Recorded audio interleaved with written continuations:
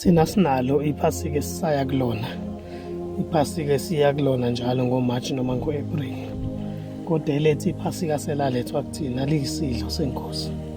Uma singena esidlweni sisuke singena kulo iphasika lethu, ngoba lithi iBhayibheli 1 Corinthians chapter 5 verse number 7, selihlatshiwe nelethu iphasika elinguKristu. Asiyi kulona, selahlatshwa linguKristu, ngoba uKristu besho ukufika kwakhe bekuzogcwalisa ukufika kwemvu eyayifika njengemvu yomhlatshelo kwi-Old Testament eyayidliwa kusihlwa.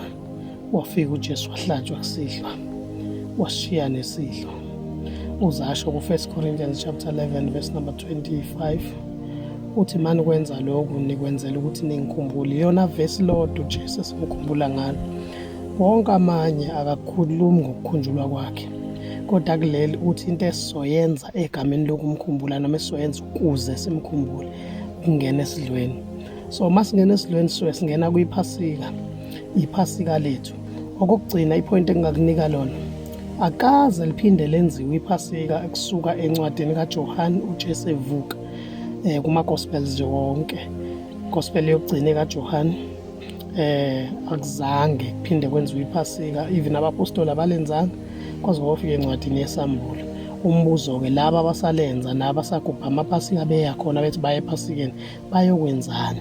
Izinto ezifike nama-missionaries afika nekhohlisa, efika nevangeli enifundisa ukuvatha najoyina esikhundleni sokuphenduka.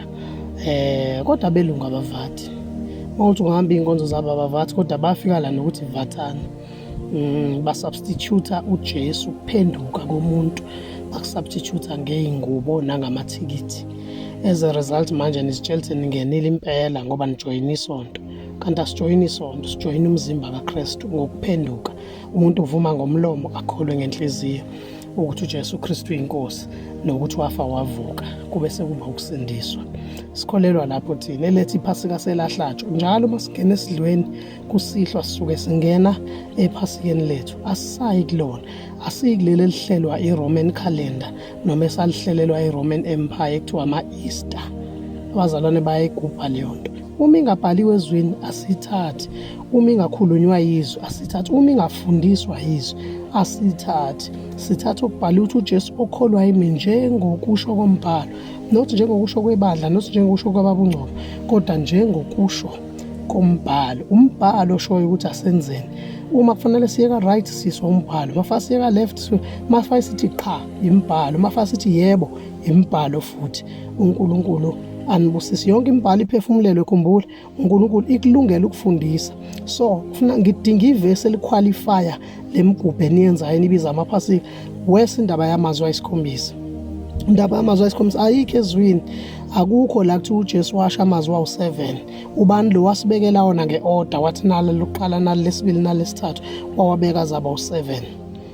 uJesu into azenza ziprofethiwe kwi-Old Testament. Siphi isiprofethi osamazwi awu-7? Ngiyavuma wawasha amazwi uJesu esiphambanweni, kodwa azange azabe u-7. Ncwadini kaMathewu uthola 2, kuLuke uthole 3, kubani uthole 1, kubomunye uthole. Ubani lo wasibekela wona nge-order nalo lokuqala nalo lesibili, nowathi waphindaphindeni njalo? Nilahla imandate kaNkulunkulu, nilahla umqondo ophelele ngephasika ukuthi wawuthini. Lithi iBhayibheli akungabisabakho umuntu osihlulela ngokudla nangemigubho yokuqala kwenyanga nani, kodwa nina nisalapho nina. Nize nithi siyabheda thina sinitshela ukuthi selahlatshwa iphasika. Sifundele u-1 Corinthians chapter 5 verse number 7. Uverse number 6 uthi khipheni inhlama endala ukuze nibe, khipheni imbilisi endala ukuze nibe inhlama entsha. So kufanele nikhiphe leya ngqondo endala yokugujwa kwephasika okudala ukuze nibe inhlama entsha, nilunge kulesi sifundisa uNkulunkulu anika sona. Manganjalo nilimele kakhulu. uNkulunkulu anibusise. Asayi kulo, selalethwa kithi, sanikwa lona laba isidlo senkosi. Whenever singena kwisidlo, kwisapha, ngoba yiyona after breakfast, ayiyona ilunch, isapha.